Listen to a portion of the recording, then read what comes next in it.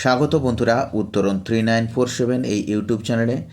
আজ আমি এই লং ভিডিওতে class 12 semester 3 geography mock test 1 suggestion নিয়ে উপস্থিত হয়েছি। প্রশ্নগুলো শেষ পর্যন্ত তোমরা দেখতে থাকবে। 35টি বাছাইকৃত প্রশ্ন আছে এই মক টেস্ট 1-এ, তাই সময় না নষ্ট করে আজকে আমরা মূল বিষয়ে চলে যাব বন্ধুরা।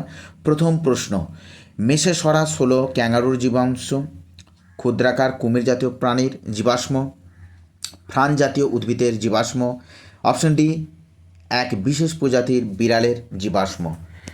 সঠিক উত্তর কোনটি হবে তোমরা অবশ্যই কমেন্টে জানাবে আমার উত্তর দেওয়ার আগে। এখানে সঠিক উত্তর হবে মেসোসরাস হলো অপশন বি ক্ষুদ্রাকার কুমির জাতীয় প্রাণীর জীবাশ্ম। চলে এলাম 2 নম্বর প্রশ্ন, দক্ষিণ আফ্রিকার কারু পর্বতমালার সঙ্গে ব্রাজিলের কোন পর্বতের সাদৃশ্য পাওয়া যায়? Option A Caledonian, option B Himalaya, option C Elbrus, option D Santa Catarina. প্রশ্নগুলো খুবই বাছাইকৃত, পরীক্ষা আসার সম্ভাবনা প্রবল। সঠিক উত্তর অপশন ডি স্যান্টা ক্যাটারিনা। 3 নম্বর প্রশ্ন, আল্টোকিউমুলাস হলো অপশান এ উচ্চ, অপশান বি মাঝারি, অপশান সি নিম্ন, অপশান ডি অতি উচ্চ আকাশের মেঘ। সঠিক উত্তর হবে বন্ধুরা এটি হলো মাঝারি আকাশের মেঘ। সঠিক উত্তর অপশান বি। 4 নম্বর প্রশ্ন, সাধারণত মহীসোপানের গভীরতা ধরা হয় 200 মিটার, 400 মিটার, 600 মিটার, 800 মিটার পর্যন্ত। সঠিক উত্তর হবে বন্ধুরা 200 মিটার পর্যন্ত। চলে এলাম বন্ধুরা 5 নম্বর প্রশ্ন, স্পেলিং মিস্টেক হয়েছিল, সংশোধন করে দেওয়া হয়েছে। জেলি ফ্লাক্সন কথাটি সর্বপ্রথম ব্যবহার করেন সার্ফ, ডেলিন, ব্লুম না বাউলি? সঠিক উত্তর হবে বন্ধুরা জেলি ফ্লাক্সন কথাটা ইউজ করেছিল অপশন ডি বাউলিক। চলে এলাম বন্ধুরা 6 নম্বর প্রশ্ন, হিমবাহের ক্ষয়কার্যের ফলে সৃষ্ট হাতল ছাড়া ডেক চেয়ারের মতো দেখতে ভূমিরূপকে কী বলা হয়? করি, টেল, নব, এসকার। প্রত্যেকেই জানো এগুলো আমরা লাইভ ক্লাসে আমরা করি। সঠিক উত্তর হবে অপশন এ করি। চলে এলাম বন্ধুরা 7 নম্বর প্রশ্ন, আটলান্টিক মহাসাগরে অবস্থিত সমুদ্র খাতটি হলো ভিভিআই। ভুল হয়েছিল, সংশোধনে করে দেওয়া হয়েছে অপশন বিটা। কারমাটিক খাত, রোমান্স খাত, মারিয়ানা খাত, জাভা খাত। আটলান্টিক মহাসাগরে অবস্থিত সমুদ্র খাতটি হলো অপশন বি রোমান্স খাত।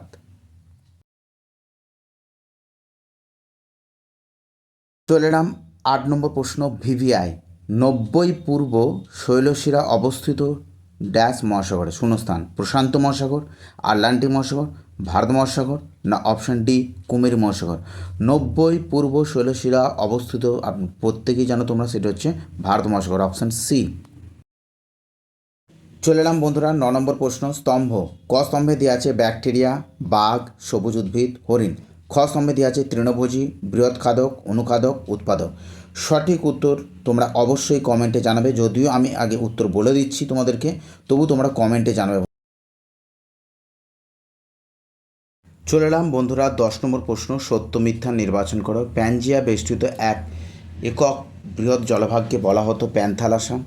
2-তে কী বলছে? সাইনোথাস হলো এক ধরনের উদ্ভিদদের জীবাশ্ম। আচ্ছা, ওয়েগনার 1922 সালে পরিমার্জিতভাবে মই সঞ্চরণ মতবাদটি প্রকাশ করেন। 3টে দিয়েছে। প্রত্যেকেই জানো যে প্যানজিয়া বেষ্টিত এক বৃহৎ জলভাগকে বলা হতো প্যান্থালাসা, এটা সত্য। সাইনোথাস হলো এক ধরনের উদ্ভিদ জীবাশ্ম, এটা ভুল, এটা ফলস হবে। আর ওয়েগনার 1922 সালে পরিমার্জিত মই মতবাদটি প্রকাশ করেন, এটা সত্য। চলে এলাম 11 নম্বর প্রশ্ন, বিবৃতি সম্পর্ক প্রশ্ন এসেছে। প্রশান্ত মহাসাগর সম্পর্কিত কোন বিবৃতিটি সঠিক? একে কি বলছি? এটি পৃথিবীর বৃহত্তম কিন্তু গভীরতম মহাসাগর নয়। 2 ফিজি বেসিন এই মহাসাগরে অবস্থিত। 3 এই মহাসাগরের দক্ষিণে মিটিওর ডেপথ, এটা বানান ভুল আছে, ডেপথ হবে, অবস্থিত। 4 অস্ট্রেলিয়া দ্বীপপুঞ্জ হলো এই মহাসাগরের বৃহত্তম দ্বীপ। এর উত্তরটা তোমরা কমেন্টে জানাবে বন্ধুরা।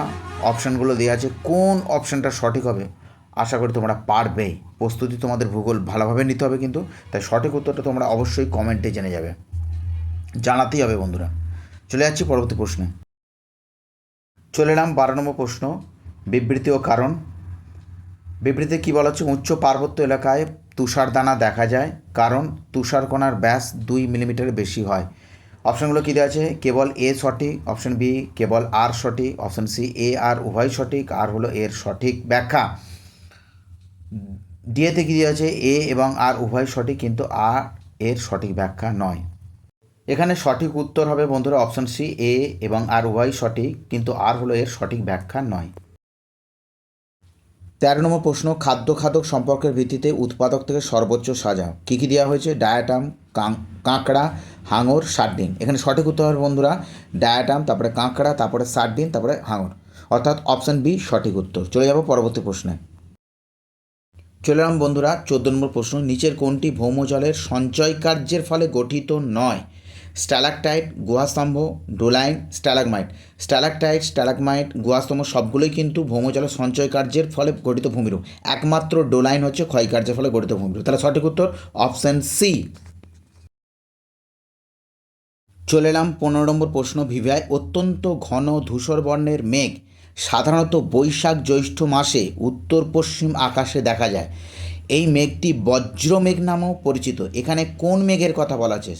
স্ট্র্যাটাস, স্ট্র্যাটোকিউমুলাস, অল্টোস্ট্র্যাটাস না কিউমুলোনিম্বাস? ভিভিআই, প্রশ্নটা ভিভিআই, ভালো করে দেখে যাও। বৈশাখ জ্যৈষ্ঠ মাসে দেখা যায় উত্তর পশ্চিম আকাশে এবং বজ্রমেঘ নামে পরিচিত। এটা আর কোনো অপশান দেখার প্রয়োজন নাই, সেটা হচ্ছে একমাত্র অপশান ডি কিউমুলোনিম্বাস। সঠিক উত্তর অপশান ডি কিউমুলোনিম্বাস। চলে এলাম 16 নম্বর প্রশ্ন, ভিভিআই জনবসতি থেকে প্রশ্নটা দেওয়া হয়েছে। 3টি রাস্তার সংযোগস্থলে কী ধরনের বসতি গড়ে ওঠে? ওয়াই, এন, টি, এল আকৃতি। প্রত্যেকেই জানো 3টি রাস্তার সংযোগস্থলে অবশ্যই সেটা ওয়াই আকৃতির রাস্তা। তাহলে সঠিক উত্তর অপশান এ। 17 নম্বর প্রশ্ন, আর্টেজিও কূপগুলিকে কেন্দ্র করে কোন ধরনের জনবসতি গড়ে উঠেছে? আর্দ্র বিন্দু বসতি, শুষ্ক বিন্দু বসতি, রৈখিক বসতি, বর্গাকার বসতি। রৈখিক বসতি তোমরা জানো যে রাস্তার দুধারে, রেল লাইনের দুধারে যে বসতিগুলো গড়ে ওঠে। বর্গাকার বসতিগুলো যেগুলো আমরা শহর অঞ্চলে দেখতে পাই। শুষ্ক বসতি সাধারণত তোমরা দেখতে পাবে বন্যা থেকে রক্ষা পাওয়ার জন্য উঁচু স্থানেতে, আর কোনো জলাশয়, পুকুর, নদীকে কেন্দ্র করে সেগুলো হচ্ছে আর্দ্র বিন্দু বসতি। তাহলে এখানে আর্টেজিও কূপকে কেন্দ্র করে, তাহলে সেটা সঠিক উত্তর হবে অপশান এ, আর্দ্র বিন্দু বসতি। 18 নম্বর প্রশ্ন, জার্মানির ফ্রাঙ্কফুর্ট কোন প্রকার শহরের উদাহরণ? ভিভিআই বিনোদন শহর, পর্যটন শহর, আবাসিক শহর, পরিষেবা শহর। সঠিক উত্তর হবে জার্মানির ফ্রাঙ্কফুর্ট হচ্ছে পরিষেবামূলক শহর। অপশান ডি সঠিক উত্তর। 19 নম্বর প্রশ্ন, পৃথিবীর দ্বিতীয় জনবহুল দেশ ভারত, চীন, বাংলাদেশ, ব্রাজিল। খুব ভালো করে, পৃথিবীর দ্বিতীয় জনবহুল দেশ এখন হয়ে গেছে কিন্তু চীন। ভারত হচ্ছে এখন বিশ্বের প্রথম জনবহুল দেশ। তাহলে এখানে সঠিক উত্তর হবে কিন্তু চীন। ভারত করে দিয়েও না জানো, চীন হবে সঠিক উত্তর, অপশান বি চীন। 2 নম্বর প্রশ্ন, নাতি অতি নিবিড় জনঘনত্বযুক্ত অঞ্চলে জনঘনত্ব প্রতি বর্গ কিমিতে ড্যাশ জন? 11 থেকে 50, 50 থেকে 100, 1 থেকে 10, 100 থেকে 200। নাতি নিবিড়, প্রশ্নটা বলেছে নাতি নিবিড় জনঘনত্বযুক্ত অঞ্চল, তাহলে সঠিক উত্তর হবে অপশান এ 11 থেকে 50 জন প্রতি বর্গ কিমিতে। চলে এলাম বন্ধুরা 21 নম্বর প্রশ্ন, সত্য মিথ্যা। ডেমোগ্রাফি এর অর্থ জনগণের বিবরণ। জনমিতির উপাদান হলো পরিব্রাজন। ব্রাজিল 7ম জনবহুল দেশ। এখানে দেখো আমার যা মনে বলছে এটা তিনটেই কিন্তু ট্রু হবে, অর্থাৎ তিনটেই সত্য হবে। তবু তোমরা মতামত জানাবে কমেন্টে, তোমাদের মতে কোনটি হবে একটু কমেন্টে জানাবে। চলে যাচ্ছি পরবর্তী প্রশ্ন। চলে এলাম বন্ধুরা 22 নম্বর প্রশ্ন, রৈখিক বসতি প্রধানত দেখা যায় স্বাভাবিক বাঁধ বরাবর, রাস্তার ধার বরাবর, রেলপথ বরাবর, পুকুরের পাড় বরাবর। সঠিক উত্তরটা তোমরা অবশ্যই জানো। এখানে সঠিক উত্তর হবে 1এরটা, 2এরটা এবং 3এরটা, অর্থাৎ অপশান ডি হবে সঠিক উত্তর। জনসংখ্যা থেকে, আবার ভারতের জনসংখ্যা থেকে প্রশ্নটি এসেছে, বিবৃতি কারণ ত্রিপুরা ও পশ্চিমবঙ্গ অত্যন্ত জনবহুল। হ্যাঁ সত্য, ঠিক আছে। কারণ কি বলছে? বাংলাদেশ থেকে সীমান্ত পেরিয়ে প্রচুর মানুষ পার্শ্ববর্তী অঞ্চলে অনুপ্রবেশ করে। হ্যাঁ, অপশান এ বলছে এ সঠিক, অপশান বি বলছে আর সঠিক, অপশান সি বলছে এ আর উভয় সঠিক, আর হলো এর সঠিক ব্যাখ্যা। অপশান ডি বলছে এ আর উভয় সঠিক কিন্তু আর এর সঠিক ব্যাখ্যা নয়। এখানে দেখো বন্ধুরা, সঠিক উত্তর হবে অপশান সি, এ আর উভয় সঠিক এবং আর হলো এর সঠিক ব্যাখ্যা, অর্থাৎ সঠিক উত্তর হবে অপশান সি। 24 নম্বর প্রশ্ন, বিবৃতি কারণ। শহরাঞ্চলে দূষণের মাত্রা সর্বাধিক, হ্যাঁ ঠিক। কারণ প্রতি বছর কাজের সন্ধানে শহর থেকে মানুষ গ্রামে যায়, হ্যাঁ ঠিক আছে। কেবল এ সঠিক, কেবল আর সঠিক, এ আর উভয় সঠিক, আর হলো এর সঠিক ব্যাখ্যা। অপশান ডি বলছে এ আর উভয় সঠিক কিন্তু আর এর সঠিক ব্যাখ্যা নয়। এর উত্তরটা তোমরা কমেন্টে জানাবে, আশা করি তোমরা পারবে বন্ধুরা। চলে যাচ্ছি পরবর্তী প্রশ্নে।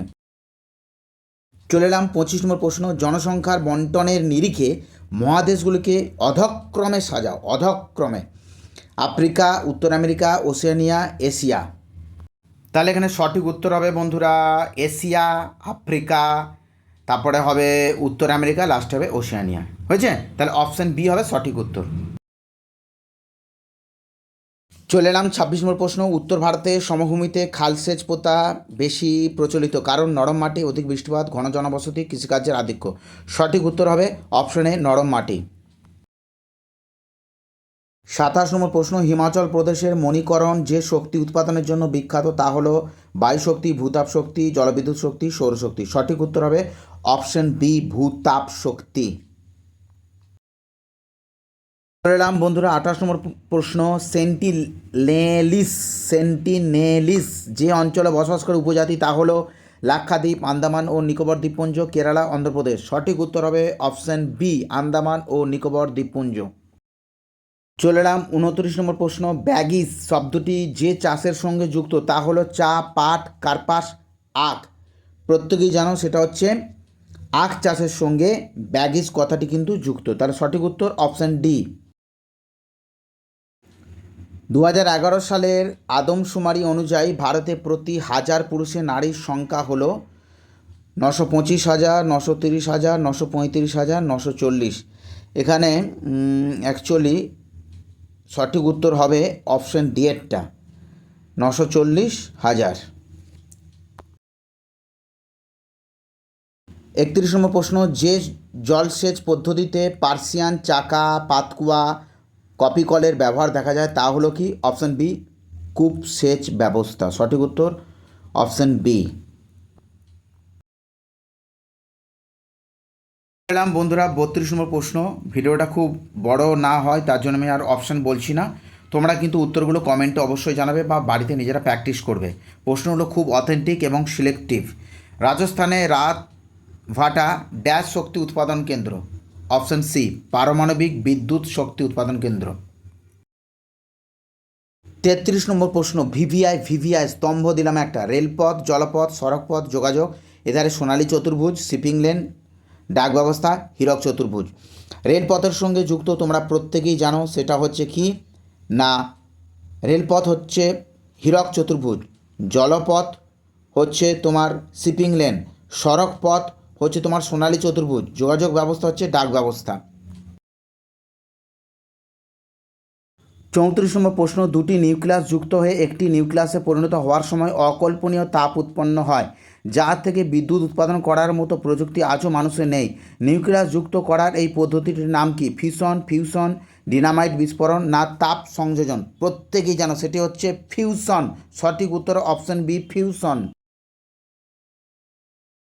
আজকের অন্তিম প্রশ্ন 35 নম্বর প্রশ্ন বন্ধুরা, একটি মানচিত্র দেওয়া আছে, ভারতের মানচিত্র।